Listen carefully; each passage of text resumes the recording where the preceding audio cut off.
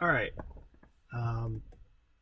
Yes, I am in my car. I am not trying to steal the stuck in traffic theme. Uh, Hat tip to Wolf. Um, but I am not at home in my home office. I got some time to kill. Car is the quietest place I could find, so wanted to talk some about uh, biometrics. Fingerprint scanning, facial recognition on computers, but more specifically on mobile devices. Um, I've gotten a couple emails from a gentleman um, pitching the idea that biometrics on mobile devices actually make it less than one-factor authentication is the pitch. And his premise basically is that because in most cases, whether we're talking about an iPhone or a Samsung phone or even the facial recognition on a Surface Pro 4, in most cases that biometric authentication is accepted in place of the password or PIN, not in addition to.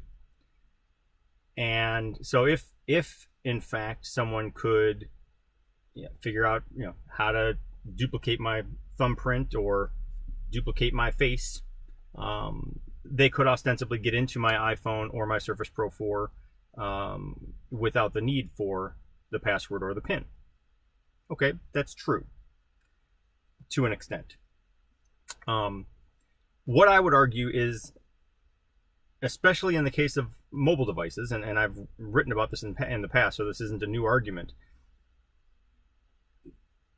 the fingerprint scanning on an iPhone or the fingerprint scanning on a Samsung smartphone might not be the most secure thing in the world. It might, it was demonstrated within weeks after Apple came out with the fingerprint scanning on the iPhone. It was demonstrated within weeks that attackers could in fact create a duplicate fingerprint and bypass that security. So yes, technically it's possible. That process was very convoluted and not something that any attacker would undertake lightly. So here's my thing. Before the fingerprint scanning on the home button of the iPhone,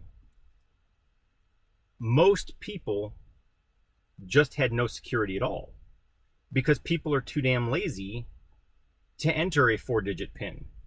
Now, to me, that's a little ridiculous. The 4-digit PIN takes 2 seconds, and I'd much rather have at least that much security than to have no security at all. But the reality is, a lot of people in my family simply would not set the PIN because they couldn't be bothered. And when you have the thumbprint, fingerprint, whatever, activated, in order to set that up, you have to assign the PIN. So by definition, you're already more secure than you were because now you have a PIN. And you have the thumbprint, fingerprint, whatever, which is exceptionally fast, and it logs you in. It's almost too fast sometimes. Same thing is true with the Windows Hello on the Surface in Windows 10. There are times I don't actually want to log in, but as fast as I look at the camera, I'm already in. There are times that I just want to check the time on my phone or whatever, but if I just touch the home button, I'm already logged in. So there's that convenience factor, and that's really, it is a matter of balancing security and convenience, because if it's too inconvenient, and again, many people seem to think that a 4-digit PIN was too inconvenient. If it's too inconvenient, people just won't have security at all. And so providing something like a facial recognition or a fingerprint scanning that raises security while maintaining convenience means people will actually use it, and it's still better than nothing. and you know, the reality is, so not only are users lazy and won't create a 4-digit PIN, but attackers are lazy in general. And the attackers, you know, there are still plenty of people who don't have any security enabled on their phones or their tablets or their computers. There are still, I mean, go back the last 5 years. Every year there's a major data breach where millions of passwords are exposed, and security researchers go sifting through all those passwords to figure out, okay, well, now that they're out there, what are people using? And every year it's still password and 12345 and password 12345 and, you know, just the ridiculous passwords people use.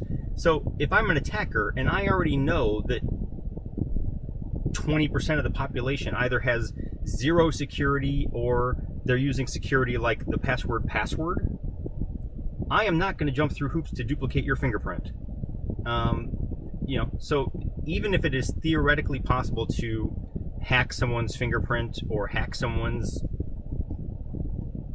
iris scan or hack someone's facial scan, even if that's possible, that is still enough. That still raises the bar. It still makes it raises the cost of entry for an attacker, and they don't like that. So they're going to go for the low-hanging fruit. They're going to go move on to someone else. Basically, unless you're a high-profile CEO or a head of state, nobody is going to go through the effort of figuring out how to hack your fingerprint. It's just not going to happen. It's not a realistic concern. That being said, my other argument against the idea that biometrics are inherently insecure and make you less secure than not having them is it depends on the biometrics.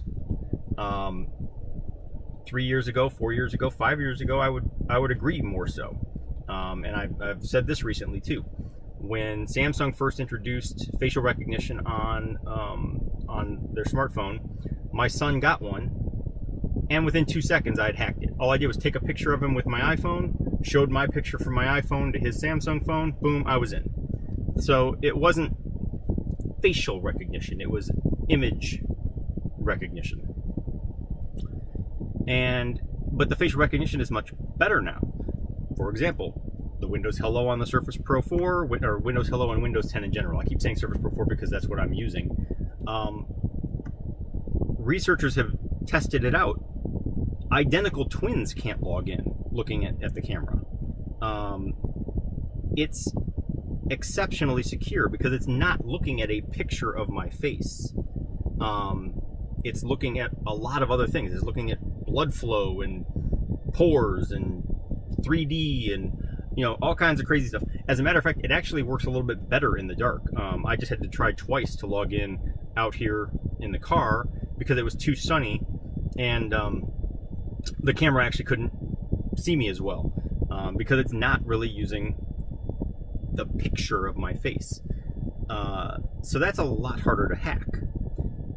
When it comes to the fingerprint scanning, I'm not going to try and vouch for what Apple is using or what Samsung is using, but I know the technology is out there and it's coming to look not just at the pattern, but the depth of the pattern, and taking a 3D image of the fingerprint, and again, blood flow, sweat, pulse, you know, all the things that make you beyond just the shape or the pattern of your fingerprint. So if you have good biometrics, then you do have good security. The only way you're compromising your security really is if you have crappy biometrics. But here's where I really agree with the individual, and I'll credit him in the comments. I don't remember his name, and I'm not trying to like take his thunder. I'm also not trying to slam or slander him in any way. I'm just arguing my side of it. Where I agree is in his pitch to me and in his YouTube video, he makes the argument that of and versus or. That if you had the thumbprint and required the PIN, that would be more secure than just the thumbprint. If you use facial recognition and require a password, that's more secure than just the facial recognition. No arguing that. I mean, I think it goes without saying. Requiring 2 factors or 3 factors or 4 factors is better than requiring 1 factor for authentication purposes. So while I don't necessarily agree that fingerprints and facial recognition in and of themselves make you less secure, because like I said, I think you are raising the cost of entry for attackers, and you are doing more than nothing, which by definition makes you more secure than you were when you were doing nothing.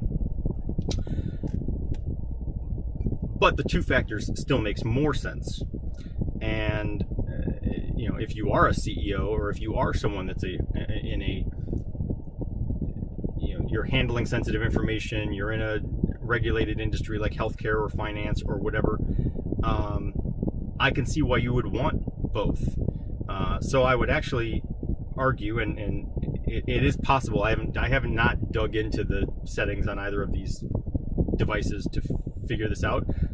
I will do so, and I'll report back if I find out that I'm misstating this. But on in Windows 10 and on iOS, there should be an option for that. There should be do I want to require the PIN and the fingerprint? Do I want to require facial recognition and the password? So instead of just saying, do I want to enable the ability to log in with my face on Windows 10, or do I want to enable the ability to log in with my thumb on my iOS device? There should be a second option of turning that into 2-factor authentication and requiring both, because that would be even better security.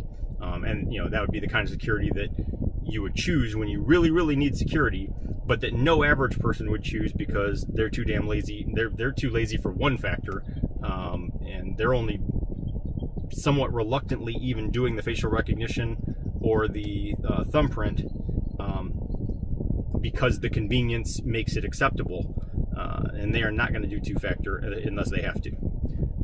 So that's my argument.